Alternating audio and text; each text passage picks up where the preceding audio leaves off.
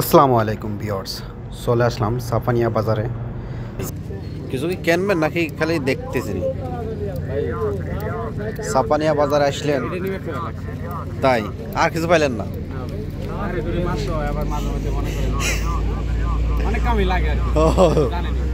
না ঠিক আছে, হ্যাঁ নেন নেন, সমস্যা নেই। বড় ভাই কি নিচ্ছেন? বড় ভাই তো দাঁড়িয়ে নেই।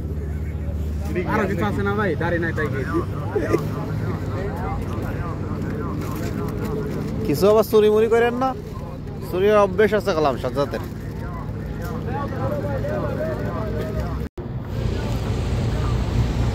এখানে ওই বাংলাদেশের মতোই ফুটপাতে যেরকম কাপড় চোপড় বিক্রি ওই রকম বিক্রি হয় এখানে।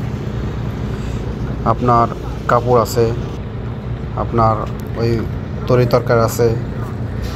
আমি আসলাম, ওই আমার সাথে দুজন সাদিক আসলো, আমরা হোটেলে যাব। ওই সময় আবার আসলাম, দেখলাম কী রকমের বাজার বসে, বাজারে কী কী পাওয়া যায় এইগুলোই দেখতে আসলাম।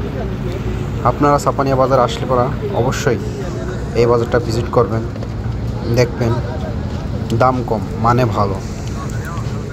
বিশেষ করে যারা মাঝরানে কাজ করছে তারা অবশ্যই সাপানিয়া বাজারটা চেনবে।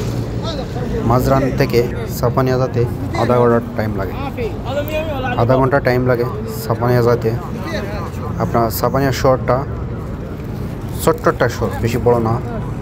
বা এখানে একটি এটিএম বুথ আছে, দুইটি এটিএম বুথ আছে। আপনার বাজার ছোট্ট একটা বাজার বসে, বাজারটা বেশি বড় না।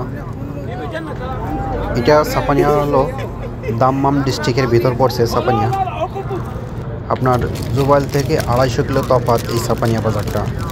এখানে সৌদিরা, মাসরি, ইয়ামনি, ফিলিপিনি, পাকিস্তানি, ইন্ডিয়া, বাংলাদেশি সবাই আসে এই বাজার, কিছু কিনতে, কিছু খাইতে, কিছু ঘুরতে।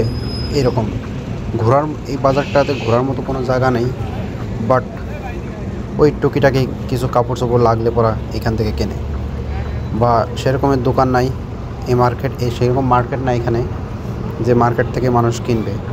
মার্কেট থেকে কিনতে হলে পরা যা লাগবে জুবাইল শহর, তার জন্যেই টুকিটাকি সাবানগুলো এইখান থেকে কেনে।